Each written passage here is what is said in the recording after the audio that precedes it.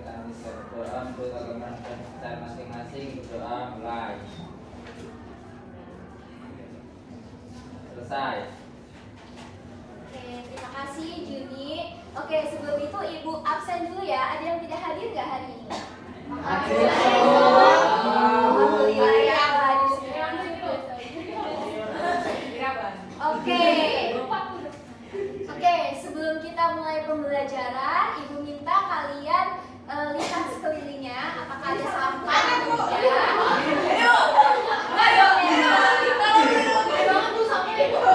Yang menata sampah.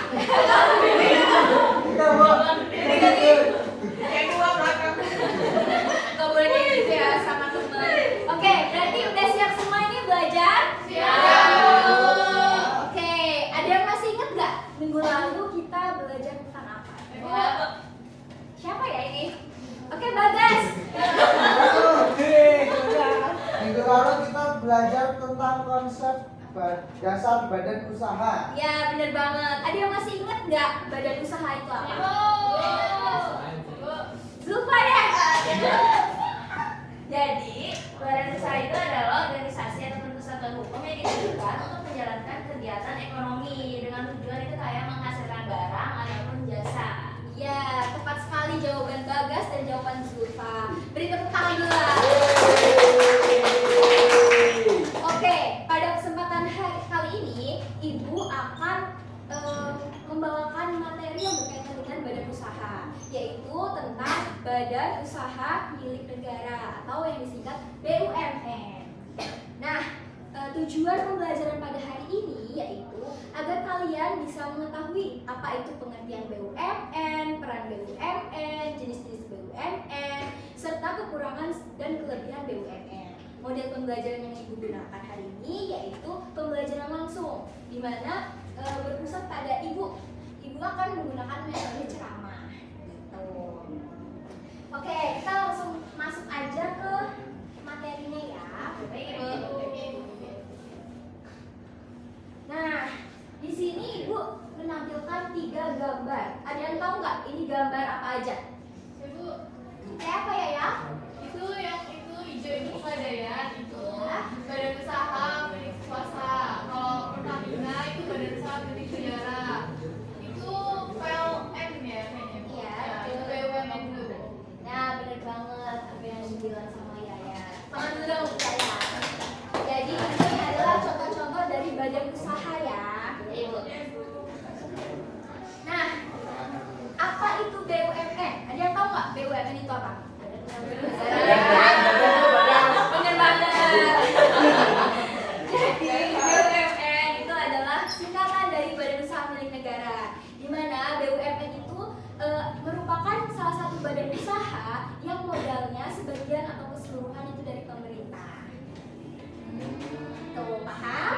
Nah, Ibu ada mengutip nih salah satu jurnal, yaitu dari menurut Karisma et al. BUMN adalah badan usaha yang seluruh atau sebagian besar modalnya dimiliki oleh negara melalui penyertaan langsung dari kekayaan negara yang dipisahkan. Dan BUMN merupakan pelaku penting dalam perekonomian nasional dengan fungsi ganda, yaitu komersial dan pembangunan. Sampai sini paham? Paham, Ibu. Oke, agar kalian lebih paham, Ibu mau menampilkan video. Simak ya. Hai, kamu pasti pernah mendengar istilah PT, CV, firma, dan koperasi bukan? Biasanya saat kalian melintasi jalan raya di kota-kota besar, istilah tersebut sering terpampang di gedung tinggi. Ternyata istilah-istilah tersebut merupakan bentuk-bentuk badan usaha dalam perekonomian Indonesia loh. Nah, biar lebih jelas lagi, yuk aku akan mengajakmu untuk mengetahui konsep badan usaha dalam perekonomian Indonesia. Kali ini aku akan pergi mengunjungi kantor ayahku. Iya, kantor ayahku ini gabungan perusahaan yang berdiri sendiri dengan tujuan mencari keuntungan atau laba. Kamu biasa menyebutnya dengan badan usaha, di mana kantor ayahku fokus pada cara menghasilkan barang dan jasa secara efektif dan efisien untuk mendapatkan keuntungan sebanyak-banyaknya. Karena tujuan badan usaha untuk mencari keuntungan atau laba, Sehingga konsep berusaha dalam perekonomian Indonesia dinilai sebagai kejahatan ekonomi. Badan usaha yang dimiliki dan dikelola oleh pemerintah ada dua jenis. Sektor ayahku ini termasuk badan usaha milik negara atau BUMN. Dan ada juga badan usaha milik daerah atau BUMD. Ayo kita masuk, kata ayahku. BUMN ini memiliki beberapa peran loh. Oke, sekarang aku masuk ke bagian pabriknya ya. Wah, ternyata di sini aku bisa melihat proses produksi. Hasil produksi ini nantinya akan diedarkan untuk masyarakat. Nah, itu peran BUMN dalam menghasilkan barang dan jasa yang dibutuhkan masyarakat. Kamu lihat di depan itu, karyawan di sini sedang memberikan pelayanan kepada masyarakat. Itu sih peran BUMN dalam pelaksanaan pelayanan publik. Selain itu, BUMN juga sebagai pelopor atau perintis dalam sektor-sektor yang belum diminati usaha swasta. Yang terakhir, sumber penerimaan negara. Kali ini aku diajak ayahku untuk melihat jenis-jenis BUMN itu. Wah, kamu lihat, itu ada badan usaha perseroan atau Persero dan badan usaha umum atau Perum. Nah, Persero itu BUMN yang kepemilikan sahamnya dapat dimiliki oleh pihak lain selain pemerintah, tapi tidak melebihi 49% dari total saham BUMN itu. Sedangkan BUMN Perum, badan usaha yang seluruh kepemilikannya itu dipegang oleh negara tanpa ada pembagian saham dengan pihak lain. Ada Perum Bulog, Perum Pegadaian, Perum Jasa Tirta, Perum Balai Pustaka, Perum Damri, dan Perum Peruri. Itu semua contoh dari BUMN Perum. Kata ayahku, BUMN itu memiliki kelebihan dan kekurangan. Lihat, itu di sana ada pom bensin, stasiun kereta, dan bandara. Itu semua BUMN loh. Kamu mungkin tahu kalau BUMN itu bergerak pada sektor-sektor usaha yang menguasai hajat hidup orang banyak. Sekarang aku sedang mengisi bensin. Kamu tahu kan kalau Pertamina itu juga termasuk BUMN? Nah, kegiatanku ini termasuk kelebihan BUMN yang menyediakan barang dan jasa untuk kesejahteraan masyarakat. Namun ada juga kekurangannya. Di antaranya kurang efisien dalam pengelolaannya. Karena tujuan utamanya memberikan pelayanan kepada masyarakat dan pengambilan keputusan cenderung lambat. Karena pemiliknya itu pemerintah. Sehingga untuk memutuskan sesuatu memerlukan proses birokrasi yang panjang. Sekarang kamu Oke. Dari video yang sudah Ibu paparkan, apakah kalian sudah paham semua? Sudah. Oke. Tapi ada yang mau nanya. Boleh. Apakah ada yang ingin bertanya? Oke, silakan Nela. Mau tanya Bu, apakah badan usaha milik negara itu tetap mencari keuntungan? Oke, pertanyaan yang bagus Nela. Jadi BUMN itu ada sebagian BUMN yang mencari keuntungan. Contohnya yaitu kayak Pertamina, terus juga ada PLN. Nah, sebagian lagi itu mereka tujuannya bukan untuk mencari keuntungan, tapi mensejahterakan masyarakat. Seperti contoh BPJS Tenagakerja atau Pegadaian. Oke, sampai sini ada yang mau ditanyakan kembali? Sudah cukupnya sih Bu. Oke, karena kalian sudah paham semua, Ibu akan membagi kalian menjadi dua kelompok ya. Oke, kelompoknya ini kelompok satu, ini kelompok dua ya. Jadi sistemnya, nggak apa-apa ya, Ibu yang pilih kelompoknya. Ya Bu. Oke, jadi nanti kelompok satu kalian mengidentifikasi ciri-ciri dari perusahaan perseroan atau Persero. Kelompok dua mengidentifikasi ciri-ciri dari Perum atau perusahaan umum. Oke, paham semua? Paham, Bu. Oke, kalian nanti ditulis. Ini boleh kalian cari di sumber manapun ya. Boleh buka HP Bu. Boleh. Ibu HP nih. Oke, Ibu tunggu 2 menit ya. TikTokan guys. Iya, nggak buka yang lain ya.